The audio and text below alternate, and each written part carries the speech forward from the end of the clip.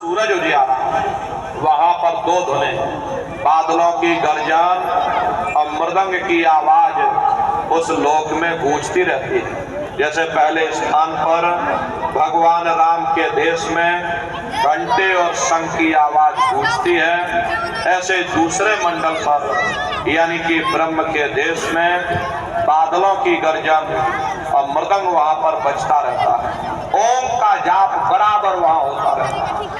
प्रेमी भाई बहनों, ब्रह्म का जो स्वरूप है, इसीलिए वहां का पूरा ब्रह्मांड लाल है। जहां तक आपकी निगाह जाएगी ब्रह्म देश में चारों तरफ वही, इसीलिए कहा गया कि वाल्मीकि भय ब्रह्म समान।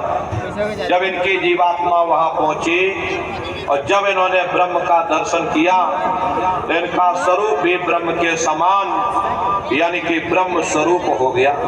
तो जितने साधक वहां पहुंच जाते हैं उन सभी को योगेश्वर कहा जाता है। योगेश्वर भगवान श्री कृष्ण उसी देश में वास करते हैं। ये जो ब्रह्म देश है वो श्री कृष्ण भगवान का ही देश है और श्री कृष्ण भगवान वहीं पर रहते हैं। ये बाहर की जन्माष्टमी नहीं है जो आप लोग यहाँ जन्माष्टमी मनाते हो, ये तो आपकी श्रद्धा है।